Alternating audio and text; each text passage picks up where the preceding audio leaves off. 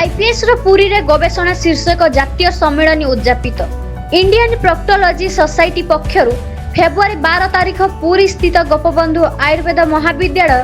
Conference hall आनुकूल्य रे advance research इन technology विषय जातीय सम्मेलन रे भारत और ओडिशा रो एलोपैथी आयुर्वेद होमियोपैथी दांत फार्मेसी जग विभाग छात्र छात्री शिक्षक चिकित्सक वैज्ञानिक विशेषज्ञ वक्ता माने जगदे सेमानकर गवेषणा संदर्भ एवं अनुभूति मान सांप्रतिक विश्व स्वास्थ्य समस्या सहित ओडिशा स्वास्थ्य प्रसंग रे विस्तृत आलोचना करथिले। सम्मेलन रे कॉलेज अध्यक्ष प्रोफेसर विपिन बिहारी खुंटिया अध्यक्षता करथिबा बेले मुख्य अतिथि रूपे बिहार कृषि विश्वविद्यालय प्राकंत कुलपति प्रोफेसर प्रफुल्ल कुमार मिश्र मुख्य वक्ता भावे अंतर्जातीय ख्याति संपन्न वरिष्ठ पैथोलॉजिस्ट गवेषक प्रोफेसर एमरिटस डॉक्टर चतुर्भुज भूया सम्मानित अतिथि रूपे श्री श्री विश्वविद्यालय मेडिकल निर्देशक प्रोफेसर प्रदीप कुमार पंडा मध्य प्रदेश भोपाल स्थित सरकारी ऑटोनोमस आयुर्वेद कॉलेज भेषक विज्ञानी प्रोफेसर डॉक्टर राजकिशोर पति इंद्रर स्थित ऑटोनोमस सरकारी आयुर्वेद कॉलेज गोड़ा कान नाक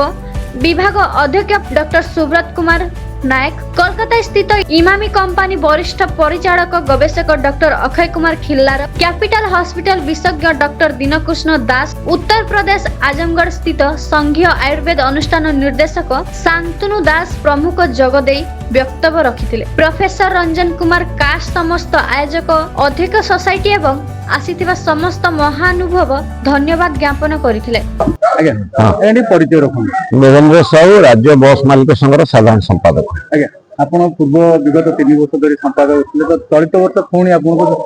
सिलेक्शन करागला तो केते खुशी छथि ए श्रेय काहा को नहीं ये श्रेय तो मु सारा ओडिसा रा बस भाई मान को देबी एवं एमानकर चेष्टा प्रचेष्टा विश्वास फल पुणी एथन देलु आम एबे आज 15 वर्ष होला ई संस्था रे सेक्रेटरी के अछि किंतु कथाटा होची बड़ कथा होची एमानकर ये जो मालिक मानकर समस्या को उपस्थापन आम कर पारुछु कि मालिक मानकर बहुत समस्या अच्छे ताको आम ठीक भाव उपस्थापन करूथिबारु आज सारा राज्य मालिक माने विश्वास कले आम ऊपर विश्वास प्रकट कले एवं खाली मालिकंकर समस्या नुहे यात्री मानक समस्या एवं रास्तार समस्या एवं कौन असुविधा होची बस चलाचल ताको मध्ये आम उल्लेख करछु से परिप्रेक्षी आम दीर्घ दिन धरी ये सब काम कलु जे सरकार निकट में कोईटा केते पहुंचा दरकार सेटा को उपस्थापन कर पहुंची पारछु। राज्य सरकार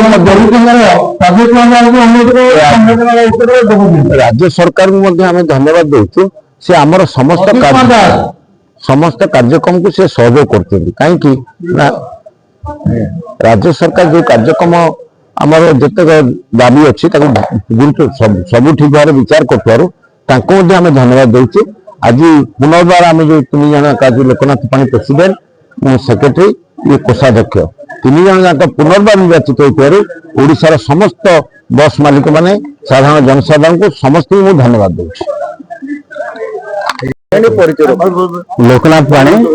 राज्य संघर सभापति अछि। आपण पुणी नूतन भाव जो पुणी तो सभापति रे आपण चयन करा गला तो केदुर खुशी होतनी नहीं आदर खुशी तो निश्चित भाव में व्यक्त होगा कहीं जिते हजार हजार संख्यार बस मालिक माने आभिमुख्य नहीं पुनराय चयित हेलु तो यहाँ खुशी हवा कथा कि मोटामोटी कथा भाव में ये पारंपरिक भाव में 3 वर्ष को थे हुए आधार नूतनत्व किसी ना तेणु जिते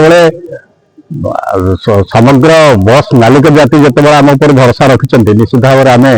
केमी आगामी दिन में आम दायित्व निर्वाह करू से बाबद बहुत चिंता बढ़ी जाइए। काली आज भितर किसी बस मालिक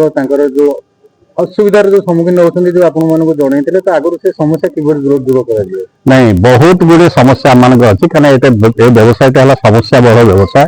तेणु मूलर एपर्यंत आसगला केवल समस्यार सम्मुखीन होते गोटे संघर्ष समय भर भी आम गति कर अनेक समस्यार समाधान होती अनेक आगामी दिन में बहुत समस्या अच्छी बर्तमान सुधा बहुत बात आगु चलियार अच्छी 2 दिन कार्यक्रम एत सुंदर भाव सुरुखुरे संपन्न श्रेय क्या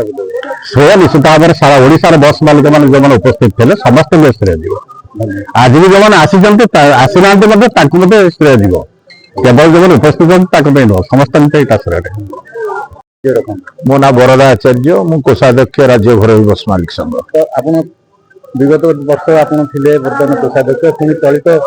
3 वर्ष में आपण जी कोषाध्यक्ष भावे विवेचित हेले तो एते सुंदर भाव कार्यक्रम कराला जो बस मालिक माने सारा राज्यर एते सुंदर भाव रे आपण माने मिसी कार्यक्रम कले ता भीतर विस्तृत हो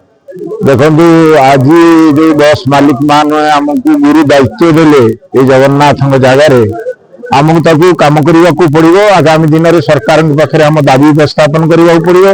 सरकार एवं केंद्र सरकार जो चाप बस मालिकों परिवार को मानसिक अवस्था को टिके तलितलांत करने को जाऊँगी से गुरु दायित्व दि जाए आमको। आम भावुँ जगन्नाथ कृपा आशीर्वाद हेले निश्चित माटी रू आम जा आगामी दिन ओडिशा रे सरकार पाखे सरकार सहित निश्चित लड़ाई करूँ एवं आम न्याय दाबी पाइबा मालिक मान चेष्टा करूँ। मु आशा करे ये बस मालिक ये जिते जन थे माने कौन कर दुख कष्ट सब ये से बखाणी आम शुणीचु एवं यह गोटे गुरु दायित्व आम निश्चित भाव निर्भर करने जगन्नाथ प्रार्थना करुँ। Puri Ramesh Sahu report black news Odia.